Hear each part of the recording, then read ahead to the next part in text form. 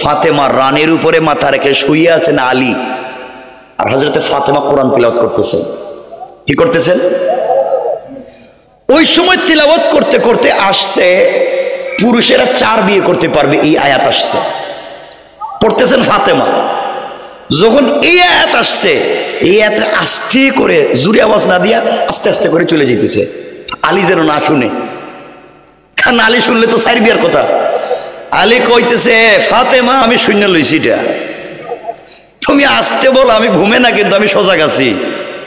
আমি জানি আয়াত নাজিল হয়েছে 4 বিয়ের কথা, কিন্তু তোমার রাইখা আমি আর বিয়ে করতাম না, কারণ তুমি একাই 4 জনের সমান। ঠিক না? সুবহানাল্লাহ বলেন। কেমন চমৎকার ভালোবাসা ছিল তাদের মধ্যে, কেমিস্ট্রি কেমন সব মজার ছিল। আজকে আমাদের কাছে এগুলো নাই। এজন্য পরিবারকে সুন্দর করব ইনশাআল্লাহ। আমার মুসলমান বন্ধুগণ, গভীর মনোযোগ। এই দুনিয়ার জমিনে হযরতে ফাতেমা রাদিয়াল্লাহু তাআলা আনহা, রাসূল পাকের কলিজার টুকরা মেয়ে হযরতে ফাতেমা আস্তে আস্তে বড় হতে লাগলেন। তখন পর্যন্ত কোন ছেলেকে তিনি বিয়ে করলেন না। মনোযোগ দিয়ে শোনেন, হযরতে ফাতেমার সঙ্গে সামাজিকভাবে এলাকায় চলতে গিয়ে এক ইহুদির মেয়ের সাথে তার বান্ধবিয়ানা হয়ে গেল, বন্ধুত্বের সম্পর্ক। হযরতে ফাতেমার সঙ্গে এক ইহুদির মেয়ের সম্পর্ক হয়ে গেল। এই সম্পর্ক একদিন 2 দিনের না, কেউ বলেছেন এই সম্পর্ক প্রায় 6 বছর, আর কেউ বললেন তাদের বন্ধুত্বের সম্পর্ক প্রায় 12 বছর। কথাগুলা শুনেন কি বলতে চাই, সেজদায় গেলে কি আদায় করা যায় শোনেন। হযরতে ফাতেমা রাদিয়াল্লাহু তাআলা আনহার সঙ্গে মেয়েটার সম্পর্ক, ওই মেয়েটা বড় হয়ে গিয়েছে। একদিন বাবার কাছে গিয়েছে, ইহুদির কাছে গিয়েছে। ইহুদি ডাক দিয়া বলেছে, মেয়ে আমার, এই দুনিয়ায় তুমি ছাড়া আমার আর কোনো সন্তান নাই, কোনো ছেলেও নাই, কোনো মেয়েও নাই, একমাত্র তুমি আমার সন্তান। মা, কোটি কোটি টাকার মালিক, আমি তোমাকে বিয়ে দিতে চাই। মা, মা বলো না তোমাকে আমি বিয়ে দিতে চাই, তুমি কি বিয়েতে রাজি?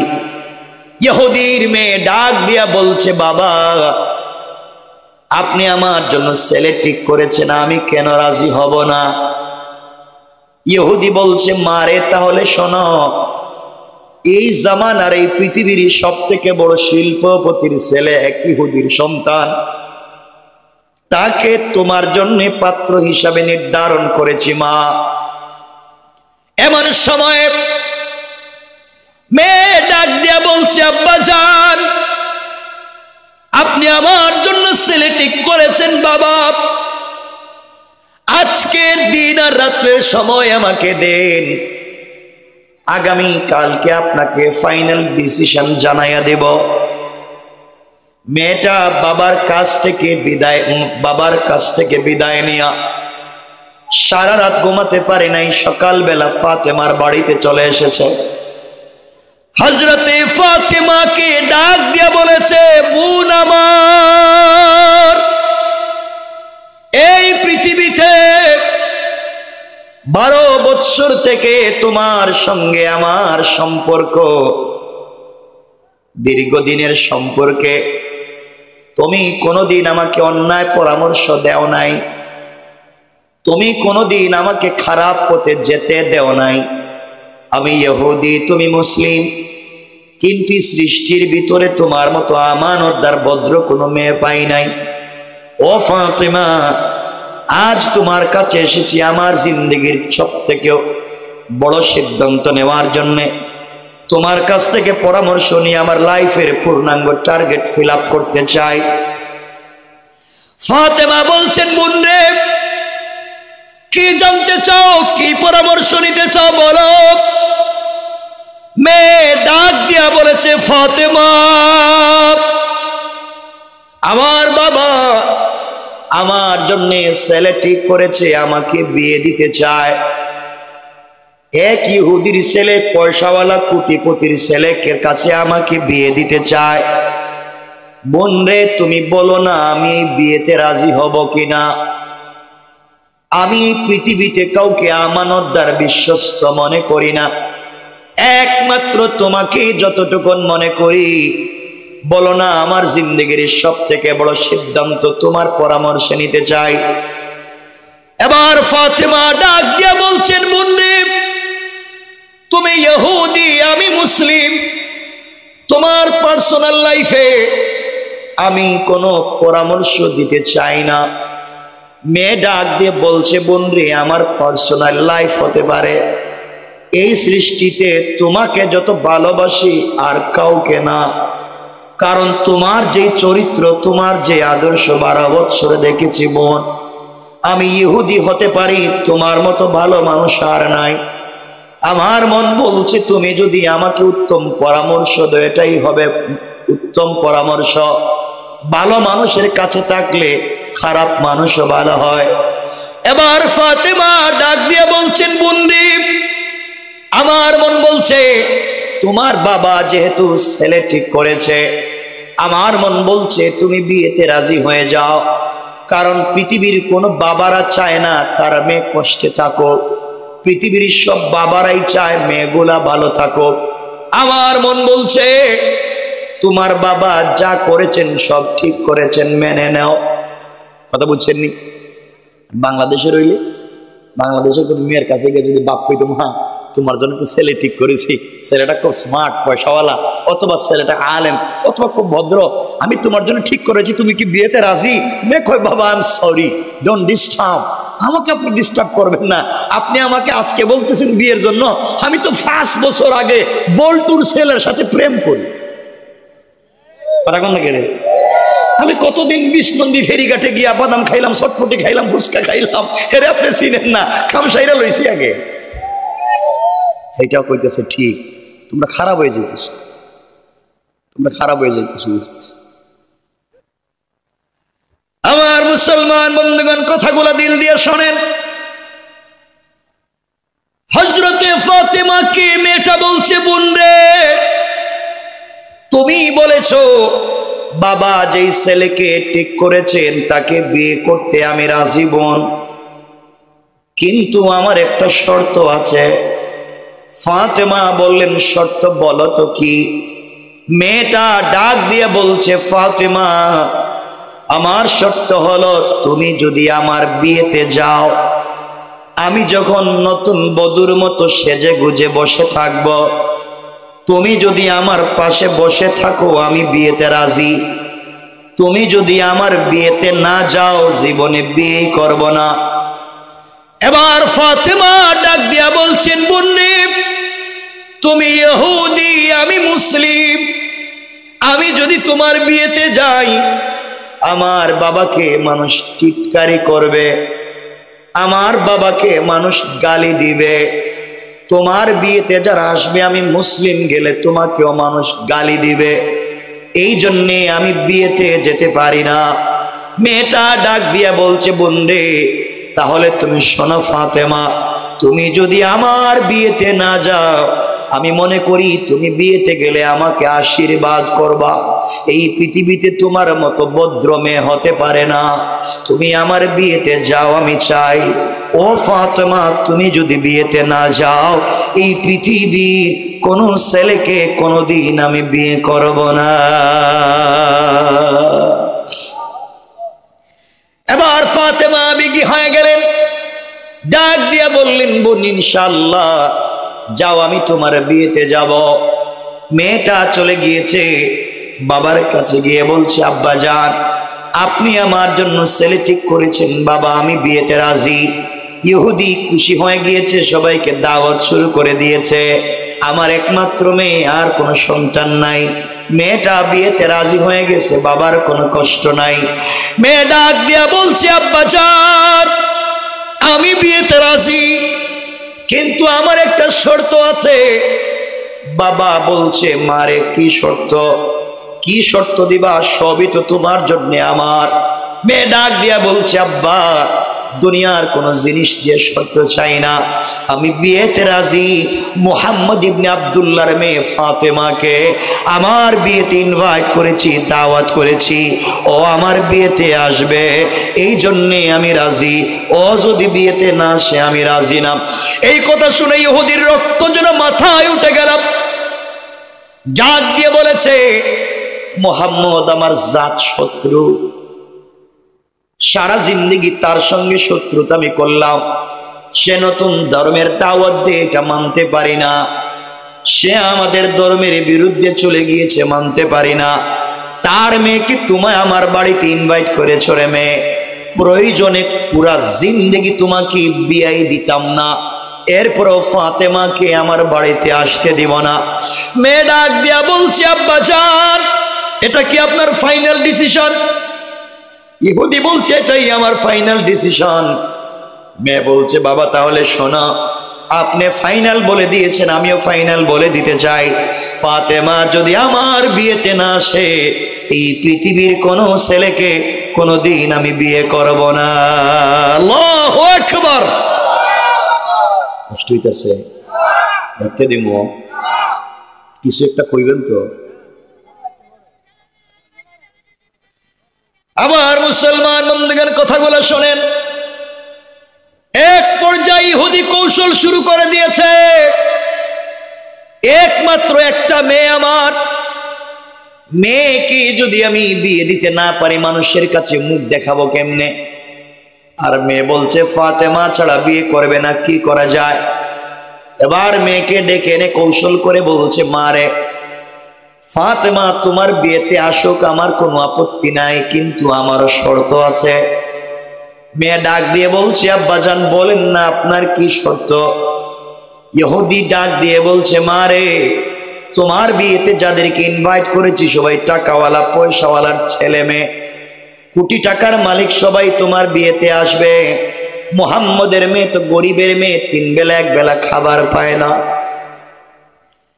গরিবের মেয়ে 3 বেলা 1 বেলার খাবার নাই, পরনের ভালো কোনো জামা নাই, থাকবার ভালো কোনো জায়গা নাই। তোমার বিয়েতে যারা আসবে চমৎকার পোশাক পরে আসবে, আর ফাতেমা একটা ছেঁড়া কাপড় পরে আসবে, লজ্জা লাগবে।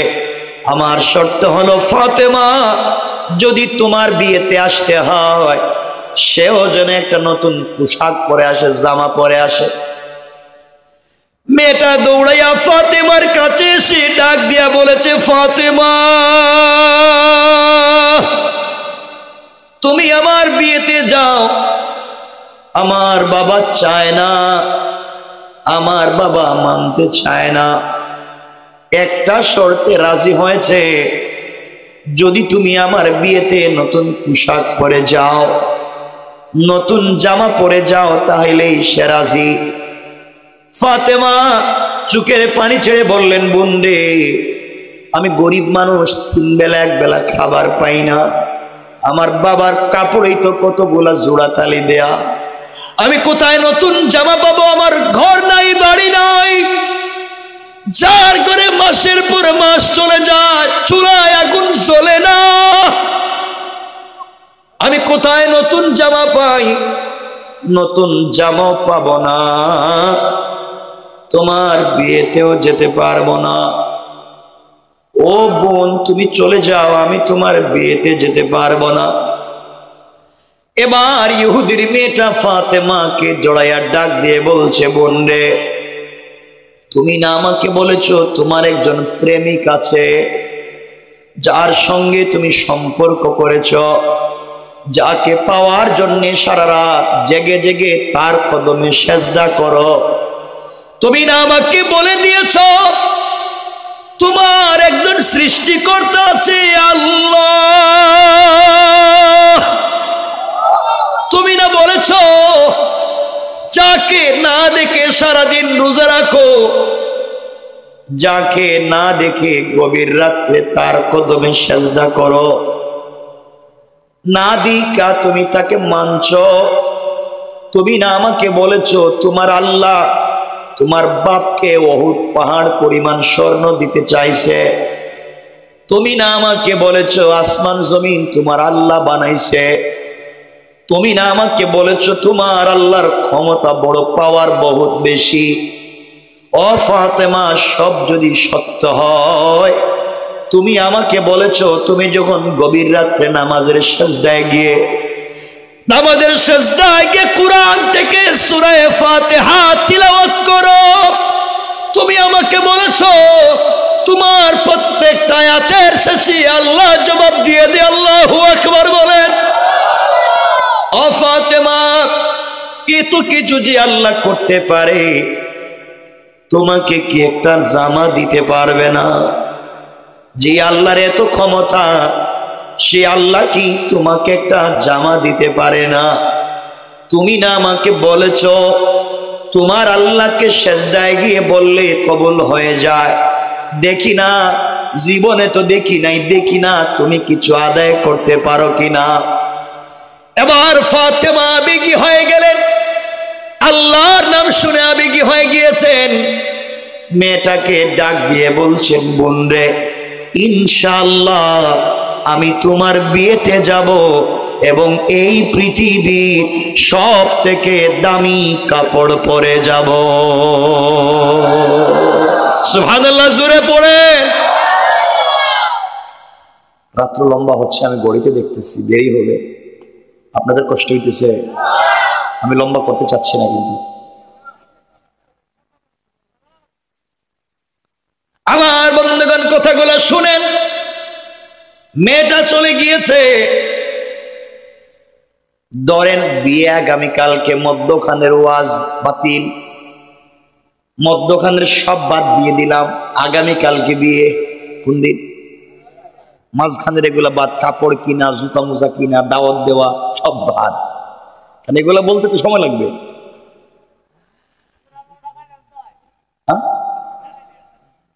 ঠকাইছি আমি, যে হাইছি এটাই তো বলা, হাসি নেই দেখি, কষ্ট হচ্ছে। আমার বন্ধুগণ, হযরতে ফাতেমার কাছে যেদিন বিয়ে, আর সময় মেয়েটা এসে বলছে, বোন আগামীকালকে আমার বিয়ে, কাপড় পাইছো? ফাতেমা বলছেন, বোন আমি ভুলেই গেছি, কালকে যে তোমার বিয়ে আমার মনেই নেই, কাপড় তো পাই নাই। যাও, এখন এক রাত বাকি আছে, আমার বিশ্বাস আমার আল্লাহর কাছে বললে আল্লাহ ফাতেমাকে ঠকাবে না। জোরে বলেন না আল্লাহু আকবার, আরো জোরে বলেন না আল্লাহু আকবার। বিশ্বাস। আমার বন্ধুগণ কথাগুলো এবার দিল দিয়ে শোনেন। গভীর রাত্র হয়ে গিয়েছে, হযরতে ফাতেমা মুসল্লা বিছায়া সিজদায় পড়ে আল্লাহর কাছে ডাক দিয়ে বলছে, আল্লাহ, এই পৃথিবীতে আমার একটা ভাই নাই, যার কাছে বলবো আমাকে একটা কাপড় আইনা দিবে। আমার থাকবার সুন্দর কোনো ঘর নাই, বাবাকেও বলতে পারবো না, বাবাও না খাইয়া ঘর থেকে বাইরে হয়ে গেছে, আমার ঘরে কোনো খাবার নাই। আয় আল্লাহ তাআলা, জীবনে আপনার সঙ্গে আমার কত সম্পর্ক, তোমাকে না দেখে সারাদিন রোজা রাখি, না খায়া থাকি, তোমাকে না দেখে সারা রাত তোমার কদমে সিজদায় পড়ি।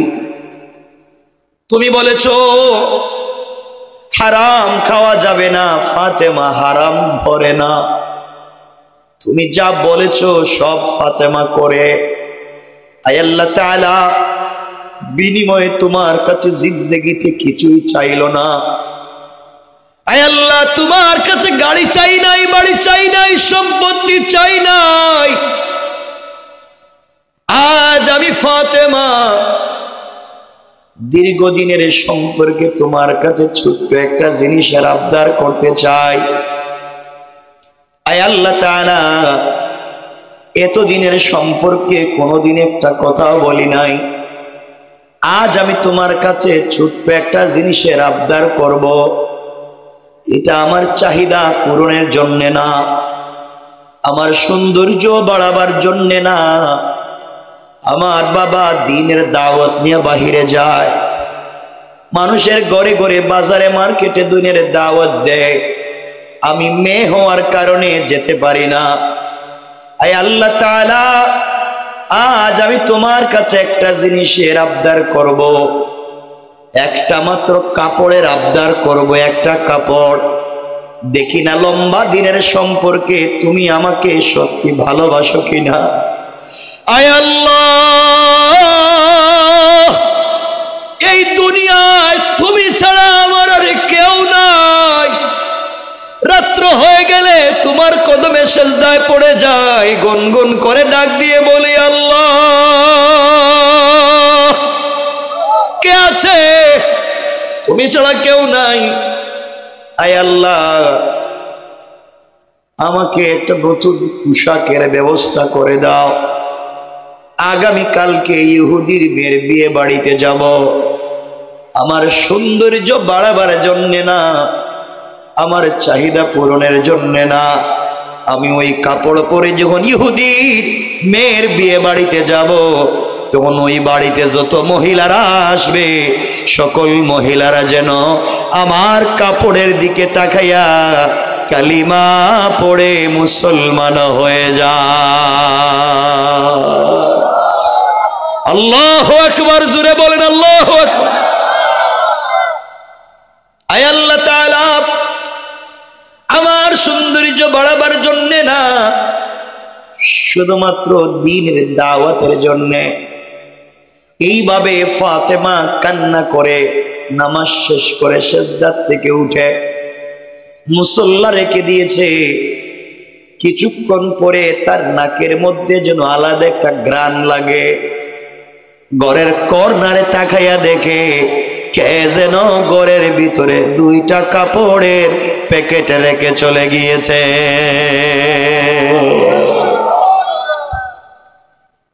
ফাতেমা দেখেন ঘরের দরজা বন্ধ। কে আসলো? কোন দিকে ঢুকলো? কে দিয়ে গেল? কাপড়ের প্যাকেট গুলা হাতে নিলেন, কোনো কথা না বলে কলিজার টুকরা বাবার কাছে পৌঁছে গেলে বাবাকে ডাক দিয়া বলছেন, আব্বাজান, নামাজের পরে সেজদায় গিয়া মহান মুনি আল্লাহর কাছে একটা কাপড়ের আবদার করছিলাম, কে জানে কাপড় রেখে গিয়েছে জানি না। নবীজি কাপড়গুলা হাতে নিলেন, ফাতেমা নিজের ঘরে চলে গেলেন। নবীজি কাপড়ের প্যাকেট খুলে দেখেন, একটা প্যাকেটে একটা সালোয়ার, একটা কামিজ, আর একটা প্যাকেটে একটা ওড়না। নবীজি বুঝতে পারলেন কাপড় কেন তিনটা, কারণ জান্নাতি মহিলাদের পোশাক হবে তিনটা। আমার নবীজি বুঝতে পেরেছে এটা দুনিয়ার সাধারণ কোনো মানুষের কাজ না, দুনিয়ার মানুষের কাপড়ের সঙ্গে মিলে না। কাপড়ের মধ্যে স্টোন দিয়া, পাথর দিয়া ডিজাইন করা, আর ওই ওড়নার মধ্যে গ্লাস দিয়া ডিজাইন করা। নবীজি বললেন, ফাতেমা কে রেখে গিয়েছে আমিও জানি না, কে দিয়েছে। কিছুক্ষণ পরে জিব্রাইল হাজির হয়ে গেলেন, সালাম দিয়া বলছেন, ইয়া রাসূলুল্লাহ, ইয়া হাবিবাল্লাহ, আপনার ভাঙ্গা ঘরে থেকে আপনার মেয়ে খেয়ে না খেয়ে মহান মালিক আল্লাহর সঙ্গে এমন ভালোবাসার সম্পর্ক স্থাপন করেছে, আজকে সেজদায় গিয়ে আল্লাহর কাছে একটা কাপড়ের আবদার করছে। আর আল্লাহ তাআলা আমি জিব্রাইলকে দিয়া জান্নাতুল ফিরদাউস থেকে এক সেট কাপড় পাঠাইয়া দিয়েছে। সুবহানাল্লাহ, জোরে পড়েন।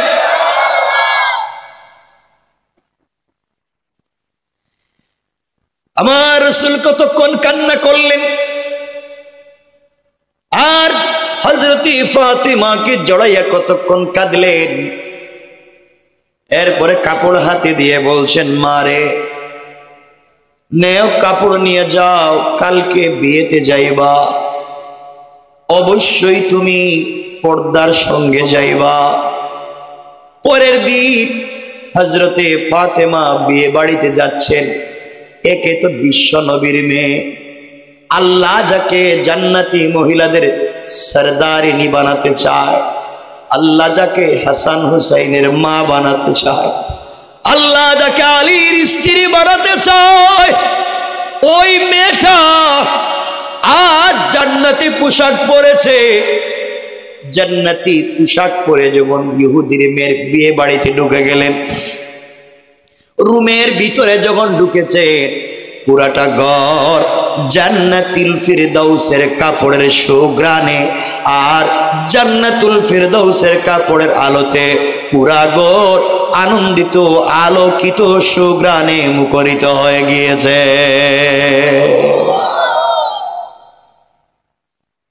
মহিলারা চিন্তায় পড়ে গেল, ব্যাপার কি, এত সুন্দর কাপড় ফাতেমা কোথায় পাইল? গরিব মানুষ, 3 বেলা 1 বেলা খাবার নাই, থাকবার জায়গা নাই, এত ডিজাইন করা কাপড় কোথায় পাইল? মেয়েরা সব বাদ দিয়া কাপড়ের কাছে দিয়ে যায়, মিষ্টি আম্বরের গ্রাম বের হয়ে যায়। কাপড়ে হাত দিলেই পুরা বডিতে মিষ্টি আম্বরের গ্রাম হয়ে যায়। সুবহানাল্লাহ, একটু জোরে বলেন। আপনাদের আওয়াজ কমে যাইতেছে, আমিও রেখে দিতেছি, 12টা হয়ে যাইতেছে। জিনা কিতা 12টা তো হয়ে যাইতেছে। ওরে আল্লাহ রে, কি সোল রে বাপ রে। আমার বন্ধুগণ, মেয়েরা মহিলারা ডাক দিয়ে বলছে, ফাতেমা তুমি গরিব মানুষ, কাপড় কোথায় পাইছো, এত দামি কাপড়? ফাতেমা বলছেন, আমি গরিব হতে পারি, আমার সাথে একজনের সম্পর্ক আছে, ও আমারে দিছে। সুবহানাল্লাহ কইলেন না? এত সুন্দর কাপড়, এত সুন্দর কাপড় কি হয়? এটা কোত্থেকে আনছো? এটা কিনে আনছি। কি করছি? মহিলারা বলতেছে, কিনে আনছো মানে? কোন দোকান থেকে কিনছো? এত সুন্দর কাপড় কোন দোকানে আছে? আমরা তো দেখলাম না। ফাতেমা বলছেন, শোনো, দোকান থেকে কিনে আনছি, তোমরা এই কাপড় কিনতে পারবা না, এটার কথা বইলে লাভ নাই। তোমরা তো এই কাপড় কিনতে পারবা না, এটা ডিজাইন দেখো, এটা পাথর টাথর দেখো, এটার গ্লাস ট্লাস দেখো, তোমাদের জিন্দগিতে বাপ দাদা 14 গোষ্ঠী সম্পত্তি বিক্রি করলেও আমার কাপড়ের একটা ফাত্তরের দাম হইতো না। সুবহানাল্লাহ জোরে বললেন না? মহিলাদের জিদ কম না বেশি? কথা বলেন। এই কথা যখন বলছে জিদ উঠে গেছে, কার বিয়াই হইতো না, আজকে কাপড় লাগবে। যার বিয়া হে কয় আজকে বিয়াই করতাম না। বাপ কইছে ফাতেমা আসতেই পারবে না নতুন জামা নিয়া, এখন এত সুন্দর জামা পরছি, আমার এই জামা নাই। বাপের কাছে গিয়া বলতেছে আমি বিয়াই করতাম না, ফাতেমার মতো জামা আমারে দেন। সুবহানাল্লাহ বললেন না? বাপ এই জামা কই পাইতো? আসেনি কোনো জায়গায়? পুরা দুনিয়া বিক্রি করলে পাওয়া যাবে? মহিলারা বলছে, ফাতেমা বলো না এই জামাটা কোত্থেকে কিনছো, কোন মার্কেট থেকে? ফাতেমা বলছেন, তোমরা দোকানও চিন্তা না, মার্কেটও চিন্তা না। মহিলারা তো কয় কি, আমরা দোকান চিনি না মানে? আমরা এই দেশের সব মার্কেট চিনি, দোকান চিনি, সিফা গল্লিও চিনি, মার্কেটের ম্যানেজারের টেলিফোন নাম্বারও আছে। কথা বলেন না কেন? নাই নাই, বাংলাদেশে নাই। এই দেশের মহিলারা বহুত চালাক হয়ে গেছে, সব আছে। মহিলারা বলছে, ফাতেমা তুমি কোন দোকান থেকে কিনছো আমাদের কি বলো না? ফাতেমা বলছেন, তোমরা দোকান দিয়েও লাভ নাই, এগুলো বুঝবাও না। তোমাদের যদি ভালো লাগে আমার কাপড়টা একটু দেখে একটু হাত লাগাইয়া যাও, এটাই শেষ। তোমরা জিন্দগিতে কিনতে পারবা না, তৌফিক নাই। মহিলাদের রাগ উঠে গেছে, আজ বিয়া বন্ধ, আজ বিয়া হবে না। প্রয়োজনে বাবার সম্পত্তি বিক্রি করব, স্বামীর সম্পত্তি বিক্রি করব, বাড়িঘর বিক্রি করব, দরকার হইলে নিজের কিডনি বিক্রি করব, এরপরে একটা আইফোন 15 কিনবো। কিতা কয়? ঠিক কয় কিতা? সব বিক্রি করে দিয়ে হলেও এমন একটা কাপড় লাগবে। ফাতেমা বলছেন, এই কাপড় জিন্দেগিতেও পাইতা না। মহিলারা বলছে, ফাতেমা কোত্থেকে কিনছো, আমাদেরকে মার্কেটের নামটা বলো না। এবার ফাতেমা বলছেন, শোনো, আমি যেই মার্কেটে যেই দোকান থেকে কাপড়টা ক্রয় করেছি রে, ওই দোকানের নাম হলো জান্নাতুল ফিরদাউস। আরো জোরে বলেন। যেই মার্কেট থেকে কাপড় কিনেছি ওই মার্কেটের নাম জান্নাত, আর যেই রাস্তা দিয়া মার্কেটে গিয়েছি ওই রাস্তা হলো ইহদিনাস সিরাতাল মুস্তাকিম। ও মহিলারা, সিরাতে মুস্তাকিম নামক রাস্তা দিয়া যদি চলো, সামনে গেলে জান্নাত নামক মার্কেট পাইবা। জান্নাত নামক মার্কেটে গেলে জান্নাতুল ফিরদাউস নামক দোকান পাইবা। ওখানে গেলে পরে আমার চাইতে আরো দামি দামি কাপড় পাইবা। ভাই 12টায় যেতেছি, কিন্তু রেখে দিব, আর লম্বা করতাম না, কষ্ট হইতেছে আপনাদের। এই আলোচনা লম্বা হয়ে যাইতেছে। আরে না,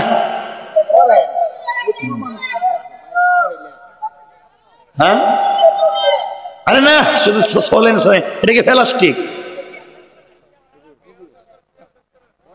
12টা তো হয়ে গেছে, আর কত কষ্ট হয় না? ফসরাবে ধরে না, ধরে না কে? সব বন্ধই করে না কে? দেখি তোমাদের এলাকায় ডায়াবেটিস নেই কারণ কি রে? ওরে আল্লাহ, কষ্ট হচ্ছে। অনেক লম্বা সময় চলে যাচ্ছে, তো মনোযোগ দিয়ে শুনুন, কয়েক মিনিট আমি কথা বলবো ইনশাআল্লাহ, কিন্তু যেখানে গিয়ে রাখবো এরপরে বলবেন না হুজুর সালাম। ঠিক আছে তো?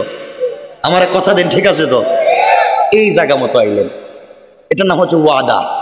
আর রাসূল হাদিসে বলছেন, ওয়ালা দীন লিমান লা আহদা লা, যারা ওয়াদা দিয়ে ওয়াদা রাখে না এদের কোনো ধর্ম নাই। এর অর্থ হইল আমি রাখা দিলে কিছু কইতে পারবেন না, কারণ ওয়াদা আগে দিয়ে লইছেন। ওর অর্থ হইল আপনার থেকে আমিও চালাক কম না। আজকে করাইতাম না, দেখি এখন কেমনি বিয়া করান, দেখি তো একজনে কোন বিয়াটা করাইয়া দেন। কষ্ট হচ্ছে? যাক, কথাগুলো মনোযোগ দিয়ে শোনেন। মহিলারা বলতেছে আজকে বিয়া হবে না, আজকে কাপড় লাগবে। আর ফাতেমা বলছেন 14 গোষ্ঠী সম্পত্তি বিক্রি করলেও আমার কাপড়ের একটা সুতার দাম হইতো না। মহিলারা বলতে ফাতেমা কোনো কথা শুনতে চাই না, এই কাপড় কে দিল? ফাতেমা বলছেন আমার এক প্রেমিক আছে, ও আমার গিফট করছে। সুবহানাল্লাহ। মহিলারা চিন্তায় পড়ে গেল, এত দামি কাপড় পৃথিবীর কোন জায়গায় নাই, এত সুন্দর গ্রান, এত ডিজাইন, তো ফ্রি দিয়ে দিছে। ফাতেমা, এই মালিকের সঙ্গে কি আমাদেরকে পরিচয় করাইয়া দেওয়া যায়? ফাতেমা বলছেন দিতে পারি। তোমরা কি পারবা এই মালিকের মন গলাইতে পারবা? পারবো না মানি, দূর করলে সব বাদ দিয়ে দিব। সুবহানাল্লাহ। এরপর ওই মালিকের মন গলাতেই হবে। ফাতেমা বললেন, শোনাব, তোমরা যে বলতেছো মালিকের মন গলাবা, মালিকের মন মতো চলবা, ও মহিলারা, আমি যে পোশাক পাইলাম তোমরা জানো না এটা কে আমাকে দিয়েছেন? এই পোশাকের মালিক হচ্ছেন আমার আল্লাহ। আমার বাবা সারা জিন্দেগি ধরে যে আল্লাহর পরিচয় দিয়া যায়, যে আল্লাহর কথা বলে যায়, তোদের বাপ দাদারা আমার বাবারে গালি দেয়, আমার বাবাকে মারতে চায়, তোমরা যদি সেই মালিকের পরিচয় লাভ করতে পারো রে, আমার চাইতে দামি দামি কাপড় পাইবা। মালিক খুশি হয়ে গেলে শুধুমাত্র দোকান নয়, পুরা জান্নাতুল ফিরদাউস, পুরা জান্নাতের মালিকও তোদেরকে বানাইয়া দিতে পারে। মহিলারা বলছে, ও ফাতেমা, বলে দাও কেমনে জান্নাতুল ফিরদাউসে যাওয়া যায়, কেমনে জান্নাত নামক মার্কেটে যাওয়া যায়, কেমনে সিরাতে মুস্তাকিম নামক রাস্তা দিয়ে চলে যায়। ফাতেমা বললেন, শোনো, এই রাস্তা দিয়ে চাইলে যে কেউ চলতে পারে না, এটা স্পেশাল রাস্তা, সিকিউর রাস্তা, ভিআইপি রাস্তা। এদিকে চলতে গেলে আইডি কার্ড লাগে, পরিচয়পত্র লাগে। পরিচয়পত্র থাকলেই শুধু হবে না, একটা পিন নাম্বার আছে, গোপন পিন নাম্বার। এটিএম কার্ড থাকলেই বুথ থেকে পয়সা তুলতে পারবেন না যতক্ষণ পর্যন্ত পিন নাম্বার মনে না থাকবে। ফাতেমা বলে দিয়েছেন, মহিলারা, একটা আইডি কার্ড লাগবে, সিরাতে মুস্তাকিম নামক রাস্তা দিয়ে যদি চলতে হয় আইডি কার্ডের পিন নাম্বার মনে রাখা লাগবে। এখন তোমরা আমাকে কথা দাও, আমি যদি আইডি কার্ডের পরিচয় দেই, আমি যদি পিন নাম্বারের কথা বলি, তোমরা কি এগুলা মেনে নিতে পারবা? এবার মহিলারা ডাক দিয়া বলছে, ফাতেমা কথা দিলাম এই আইডি কার্ড গ্রহণ করতে, এই পিন নাম্বার দিলে মনে প্রাণে বিশ্বাস করতে, যদি মা বাপকে ছাড়তে হয়, সন্তান স্ত্রী স্বামী সব ছেড়ে দিতে হয়, সব করতে রাজি, এরপরেও মালিককে পেতে চাই। এবার ফাতেমা বললেন, শোনো রে ও মহিলারা শুনো। ফাতেমা ডাক দিয়া বলছেন, শুনো, বলতে চাই তোমাদের কাছে, আমি বলতে চাই শোনো, ওই আইডি কার্ডের নাম হলো ইসলাম, আর পিন নাম্বার হলো লা ইলাহা ইল্লাল্লাহ মুহাম্মাদুর রাসূলুল্লাহ। ও মহিলারা, ইসলাম নামক আইডি কার্ড ধারণ করে লা ইলাহা ইল্লাল্লাহ নামক পিন নাম্বার যদি দিলে বসাইয়া দিতে পারো, সামনে গেলে সিরাতে মুস্তাকিম নামক রাস্তা পাইবা। ওই রাস্তা দিয়ে চললে সামনে গেলে জান্নাত নামক মার্কেট পাইবা। ওই মার্কেটে গেলে পরে আমার চাইতে আরো দামি দামি কাপড় পাইবা। মহিলারা বলছে, ফাতেমা আর দেরি করা যায় না, দুনিয়ার কিচ্ছু চাই না, সব লাথি মেরে দিলাম, হাত লম্বা করে দাও, এই কালিমাটা আমাদেরকে পড়াইয়া দাও। এই কথা বলে একসাথে 300 জন অথবা 352 জন অথবা 400 জন অথবা 472 জন মহিলা ফাতেমার কাপড়ের দিকে তাকাইয়া একসাথে কালিমা পড়ে মুসলমান হয়ে যায়। আল্লাহ সব মুসলমান হয়ে গিয়েছে। একটা জায়গায় আইলাম, এখন মাত্র মুসলমান হইছে। ফাতেমা কাপড় আদায় করছেন কি দিয়া? সেজদা দিয়া। কি দিয়া? একটা কাপড় দিয়ে হাজার শত শত মানুষ মুসলমান হয়ে গিয়েছে। একটা জায়গায় আইলাম, এখন এই বাড়ির অবস্থা কি হইল, মহিলাদের অবস্থা বর্তমানে কোন অবস্থায় আছে, বিয়ে শাদীর ঘটনা কি হইল, বিয়ে শাদী হইবে নাকি হইবে না, যেই ছেলের সাথে বিয়ে হওয়ার কথা ছিল হে গেলে কই, যেই মেয়ের বিয়ে হইতো হেও কালিমা পড়ে লইছে, যে মহিলারা জমা হয়েছিল সবাই কালিমা পড়ছে, আর ফাতেমা যে কাপড় পরে গেছিল এটা এখন গেল কই? এই সব রাখতে দিলাম।